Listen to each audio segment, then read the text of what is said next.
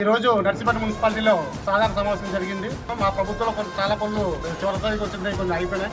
అలా అందులో ప్రధానంగా ఇంటింటికి కులాయిన స్కీమ్ని 50% చేయడం జరిగింది. ఉన్న 50% అతి లేదు గతి లేదు. ఈ కూటమి ప్రభుత్వం వచ్చిన తర్వాత నర్సీపట్నం మున్సిపాలిటీ పెద్ద పాలు చేశారు. అలాగే 30 ఫీట్ రోడ్డు చాలా ఇబ్బంది పడుతున్నాం.